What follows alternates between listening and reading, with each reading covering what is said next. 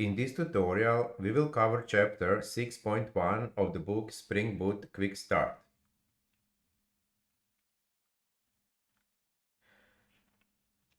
This chapter shows how to deserialize XML string into DTO, either by using properties or setters, and then we will explain some of the annotations that can be used to annotate properties and setter to customize deserialization.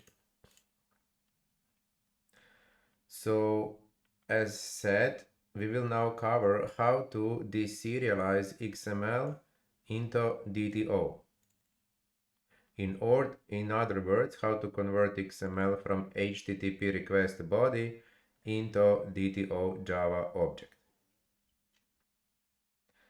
so that DTO can then be used as input parameter into the endpoint.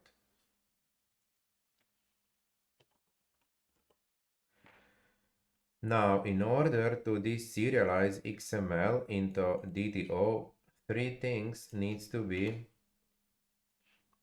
done. First,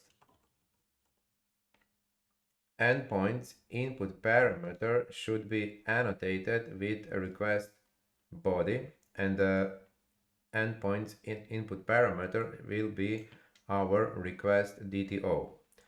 Then request DTO itself class should be annotated with XML root element, and we also need an additional Maven dependencies, and in our case we will be using this dependency to allow us to work with XML. Also, when deserializing XML string into request DTO object, we can use following annotations. As already mentioned, XML root annotation is used to annotate DTO. XML attribute annotation is used to map between XML attributes and DTO properties, setters or setters, and XML element annotation is used to map XML elements with DTO properties and setters, and XML transient annotation is used to specify that DTO property or setter should be ignored during deserialization. So now we will show an example of how to deserialize XML string into DTO by using DTO properties. So our DTO, in this case person DTO, will look like this. It will only have two properties, and this class needs to be annotated with XML root element. Before we can use this element, we need to add following dependency to our POM XML class. So once we have annotated our person DTO with this annotation, the other thing that we need to do is to specify person DTO as input parameter into our endpoint. This way, when XML string gets to the controller, it will be automatically deserialized into our DTO by mapping these attributes from XML string into these DTO properties. So in this example, this XML attribute name and this XML attribute age will be automatically loaded into DTO properties.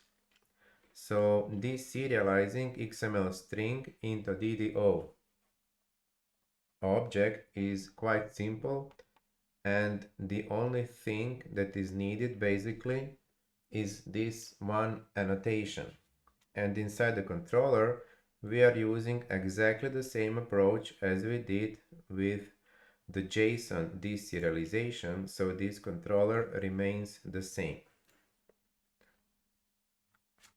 So this application, this example can be tested by using Postman to generate HTTP post request by calling this endpoint URL and by placing following XML string inside the body of the request.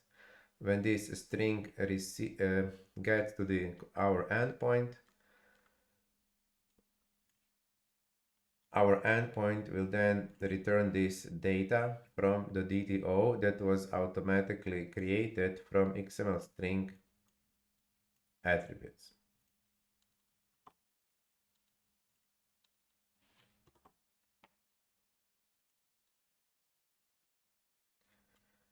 And this is how our application will look like. It will have a single controller and a person DTO.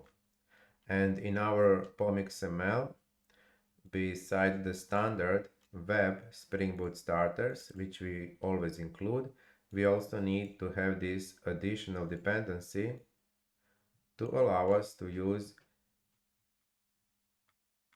this annotation. We will now show how to deserialize XML string into DTO by using setters.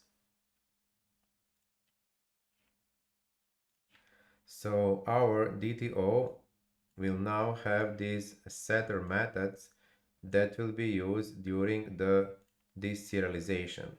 So our DTO again needs to be annotated with XML root element in order to tell Spring Framework that when the XML string is received in this as this input end parameter, that then this XML string should be automatically deserialized into our DTO, but in this case it will be deserialized into setters because we have now defined setters.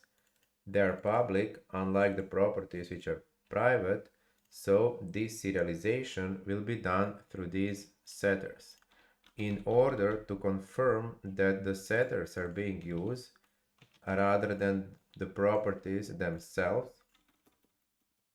this setter will set the name by using this additional suffix to make sure that our name property was actually set by this setter. And these getters we only have included so that inside our controller we could display the values of our private properties. So here, in order to get the name, we would need to have this, and in order to get the age, we would need to call this getter.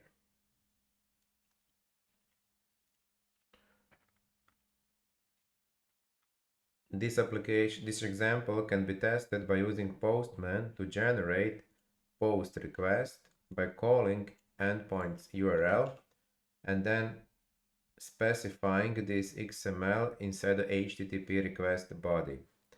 And our endpoint will then return this string, and here we can confirm that the setter was used to set the DTO name because we have this setter suffix that was specified here. So we now know that this setter was used to set the name property from the XML name attribute, and in the same manner DTOH property was a set from this XML attribute.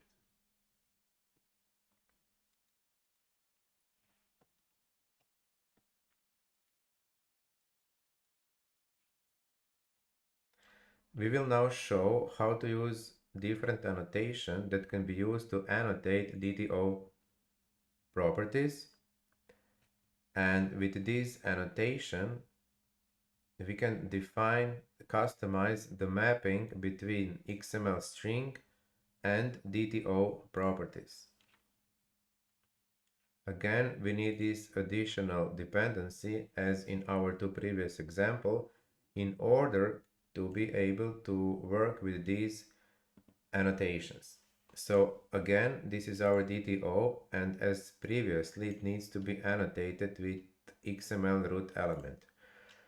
But in this example, we will use XML attribute to map XML attribute to DTO property, because in the XML that is being sent, we have this person ID. So this is XML attribute person ID, and we want this attribute to be mapped in the DTO ID property, which is defined with this annotation. And with this annotation, we are defining that XML element person name needs to be mapped into DTO property name. So this would be this person name element.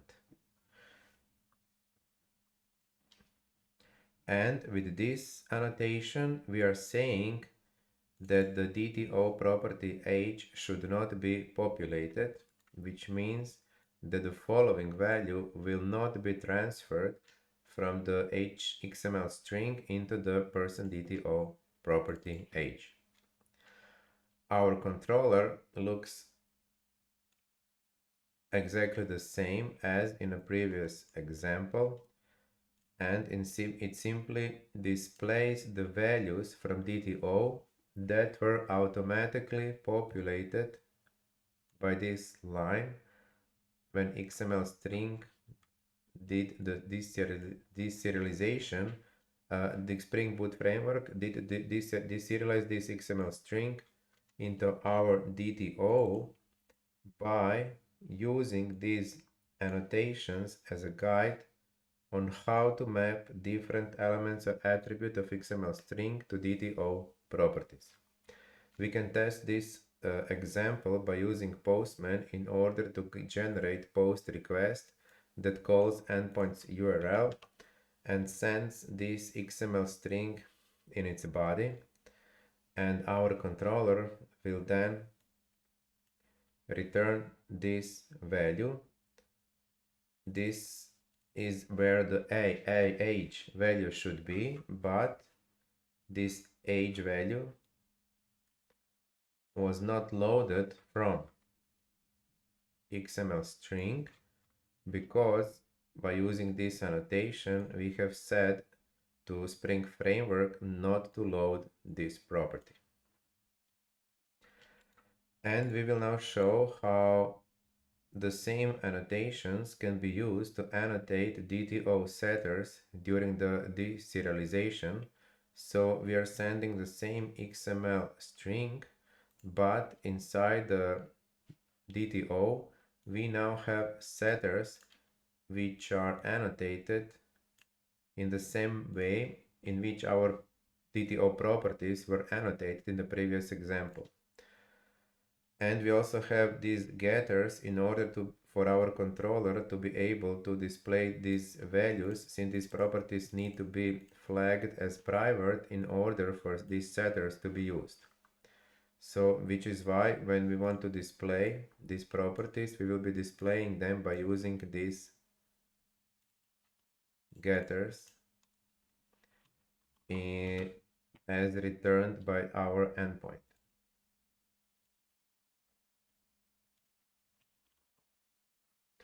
So this annotation says that this setter should be mapped to XML attribute person ID. So this is XML attribute person ID, and then this value then should be used as input parameter into this setter, and then we use this value to set DTO property. This annotation says that element person name should be mapped to this setter. This is element person name, so this value will be used as input parameter into this setter, and that input parameter will then be used to populate DTO name property. Here again, we are using setter suffix with a name to confirm that this property was set by using the setter instead of directly setting the property. And this last annotation says that this setter should not be used, or in other words, that age element from the XML string should not be mapped to this setter, and therefore our age DTO will remain null. Our controller remains the same as in previous example, and the endpoint simply returns this string by accessing these two getters from the DTO to get the values of these two properties. So we will see that the getAge will return null because with this annotation we have said that this setter is not to be used, and therefore age property will not be set and it will remain null. We can test this example by using Postman to create post HTTP request that calls the following endpoint URL, and then by adding our XML string inside the body of the request. Our endpoint will then return following string. This confirms that setter has been used to set the value of DTO property name, and this confirms that age DTO property was not set by this setter because we have said that we don't want to use this setter, and therefore edge element didn't have any setter that it can use, that Spring Framework could use to set DTO property.